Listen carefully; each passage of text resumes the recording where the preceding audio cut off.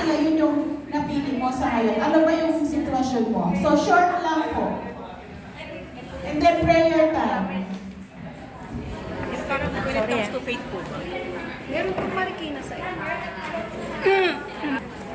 Pasig. Yun lang. So, generally, ano yun? Pagkatapos po pwede pong magpa-autograph sa iyo. Pangalan ko at saka FB. At saga sa bilang bago ka pa lang, nabubot ka pa lang, nasisimula ka pa lang.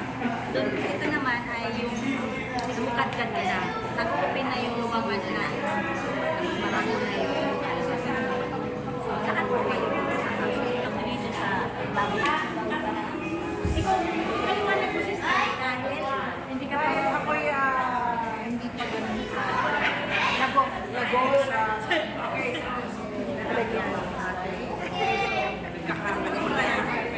nakakalit nagkakasala pa. ikaw naman, Sister Joey. Ano na yung sa iyo, Sister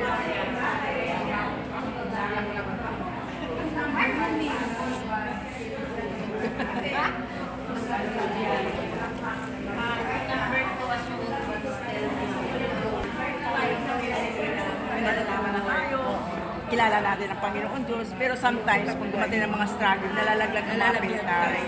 So dito ako, kasi alam na natin, alam ko na kung ano ito at ito.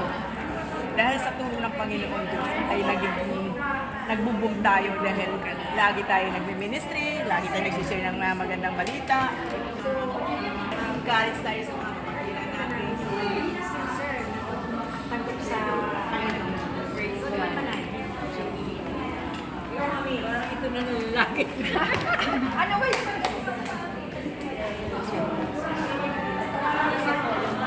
Limang verse pa lang po ako may memory verse. Hindi pa po talaga, hindi tulad sa ibang marami. Ako, lima pa lang. Gradual lang.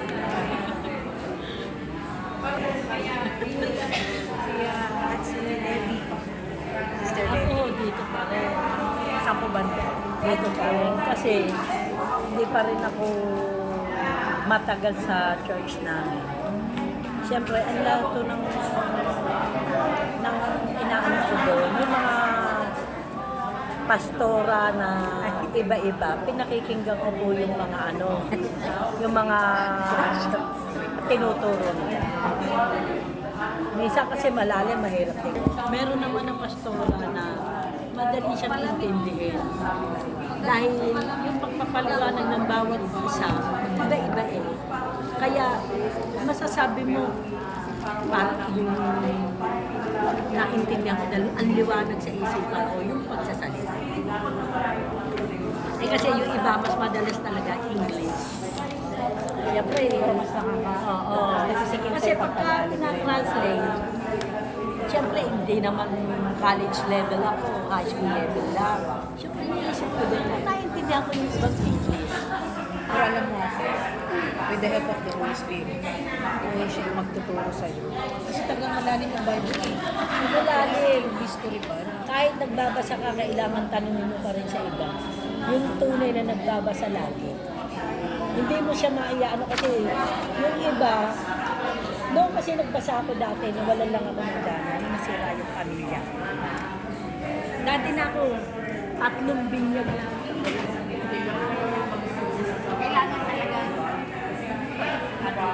Umano ka talaga sa kanya. May para makabigay lahat. Kaya yun ang unang ko sa kanya. Sabi ko, anong ganyan? Kasi pareho lang tayo sa kapatid. Hindi, magmula-mula kasi dito.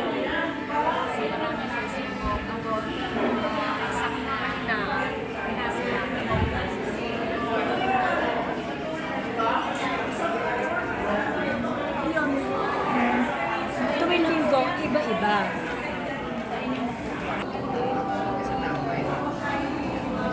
Kasi kung magsisimba ka lang, at hindi ka nakikinig, hindi ka matututo. Kasi ako kumbaga sa pilya na pwedeng patalo. Pero ngayon, kahit sila yung may kasalanan, ayoko na magsalita. Kasi naaalala ko sila.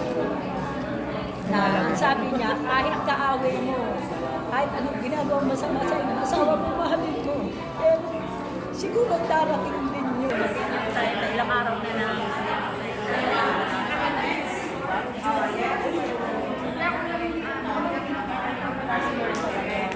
Kasi, dumadaan na sa kalaban ko pag hindi tumitigil. 24/7.